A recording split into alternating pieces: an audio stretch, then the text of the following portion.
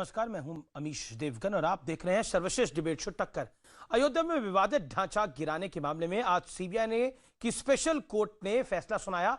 Court ने लाल कृष्ण आडवाणी, मुरली मनोहर जोशी, कल्याण सिंह, उमा भारती, विनय कटियार समेत 32 आरोपियों को बरी कर दिया। कोर्ट ने माना 6 दिसंबर 1992 को जो कुछ हुआ वो अचानक हुआ, लेकिन कांग्रेस से लेकर ओवैसी तक इस फैसले पर सवाल उठा रहे हैं। सुन्नी वक्फ बोर्ड के वकील जाफर जिलानी ने तो इस फैसले को कानून के खिलाफ तक बता दिया है। ऐसे में सवाल खड़ा होता है कि इस तरह कोर्ट के फैसले पर उंगली उठाना किस हद तक सही है। आज इसी पर होगी सीएनबीसी आवाज पर जोरदार टक्कर। हमारे साथ रामविलास वेदांती भी होंगे जो आरोपी थे और अब बरी हो गए हैं, जिनका स्टेटमेंट था, हां मैंने तोड़वाया ढांचा, फांसी हुई तो भी तैयार हूं। अटल बिहारी वाजपेयी की 5 दिसंबर 1992 की उस स्पीच का भी जिक्र होगा, जिस स्पीच के अंदर अटल बिहारी वाजपेयी ने कहा था कि हां जमीन को समतल करना पड़ेगा, कुछ नोकीले पत्थर हैं उनको हटाना पड़ेगा। उस स्पीच का भी जिक्र होगा। तो आज का टक्कर वाकई हिस्टोरिक यानी ऐतिहासिक होगा। स्वागत है, अभिनंदन है टक्कर के इस विशेष एडिशन में आपका।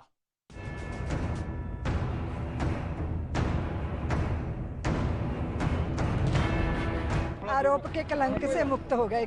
ये तो पहली झांकी है, काशी मथुरा बाकी है। जहां जहां दाग हैं उनको धो करके साफ करेंगे।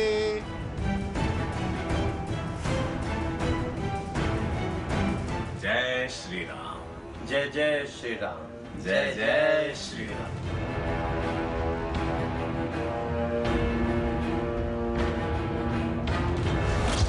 लाल कृष्ण आडवाणी बरी, मुरली मनोहर जोशी बरी, कल्याण सिंह बरी, उमा भारती बरी, विनय कटियार बरी, साध्वी ऋतंबरा बरी, नृत्य गोपाल दास बरी, डॉक्टर रामविलास वेदांती बरी, चंपत राय बरी, महंत धर्मदास बरी, सभी 32 आरोपी बरी। 6 दिसंबर 1992 को अयोध्या में विवादित ढांचा गिराए जाने के 28 साल बाद इस केस में सीबीआई की विशेष अदालत का फैसला आ गया है। फैसले में कहा गया है, घटना पूर्व नियोजित नहीं थी बल्कि अचानक हुई। आरोपियों के खिलाफ पर्याप्त सबूत नहीं है। सभी 32 आरोपियों को बरी किया जाता है। भीड़ ने विवादित ढांचा गिराया था। आरोपी बनाए गए लोगों ने ढांचा गिराने से रोकने की कोशिश की थी। आज का जो निर्णय हुआ है वह अत्यंत महत्वपूर्ण है और हम सब के लिए बहुत खुशी का प्रसंग है। जब ये समाचार सुना, जय श्री राम कह के हमने इसका स्वागत किया। इस निर्णय ने यह सिद्ध कर दिया है कि हमारा आंदोलन किसी षड्यंत्र की तहत नहीं थे। इससे हम सब प्रसन्न हैं, देश प्रसन्न है और अब मैं ऐसा समझता हूं कि इसके बाद ये विवाद समाप्त होना चाहिए और सारे देश को मिलकर भव्य राम मंदिर के निर्माण के लिए तत्पर होना चाहिए। कि जय जय श्री राम और सबको सन्मति दे भगवान। फैसला आते ही गृह मंत्री अमित शाह ने लाल कृष्ण आडवाणी से फोन पर बात की, लेकिन दूसरी तरफ सियासत का खेल शुरू हो गया। किसने तोड़ा फिर मस्जिद? फिर जब 6 दिसंबर 1992 को मस्जिद शहीद हुई थी, उस वक्त मैंने अपने आप को एक हेल्पलेस महसूस किया। मैंने अपने आप को अपने लिए एक ह्यूमिलिएशन समझा कि मैं अपनी एक शर्म महसूस हुई कि मैं अपनी मस्जिद को बचा नहीं सक रहा हूं। तो क्या कोई जादू से मस्जिद को शहीद कर दिया गया था 6 दिसंबर को? वो जगह जो रामलला को दे दी गई थी, राम मंदिर को दे दी गई थी, तो ये तो फैसला आना ही था। सारे एविडेंस होने के बावजूद पूरी दुनिया की मीडिया ने देखा है कि बाबरी मस्जिद को कैसे तोड़ा गया।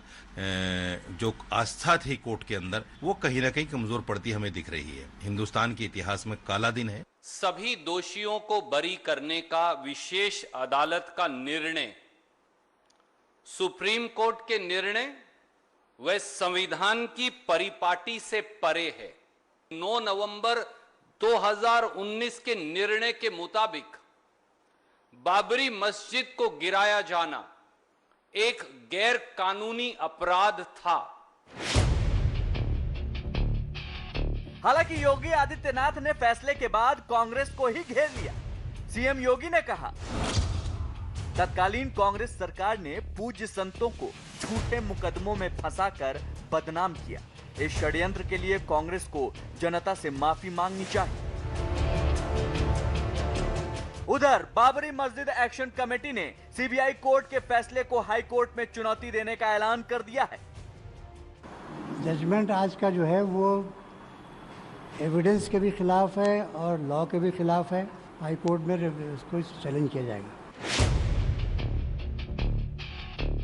लेकिन सबसे बड़ा सवाल है कि जिस तरह फैसले पर सवाल उठाए जा रहे हैं, क्या वो उचित है? और अब विश्लेषण सुनिए। अयोध्या में संपूर्ण इंसाफ का विश्लेषण। राम मंदिर के बाद अब विवादित ढांचे पर भी क्लीन चिट। विवादित ढांचे पर नमाज पढ़ने का कोई साक्ष्य नहीं मिला। कोर्ट ने माना ढांचा गिराने की घटना पूर्व नियोजित नहीं थी। जिन पर आरोप था असल में उन्होंने ढांचा बचाने की कोशिश की। कांग्रेस ओवैसी बाबरी एक्शन कमेटी ने फैसले पर सवाल उठाया। ओवैसी ने पूछा, क्या जादू से मस्जिद गिरा दी गई? वाजिब सवाल है। फैसला सूट न करे तो क्या कोर्ट पर सवाल उठाया जाएगा? मैं इस बहस को ओपन करता हूं। मेरे साथ इस चर्चा में कई महत्वपूर्ण मेहमान जुड़ रहे हैं।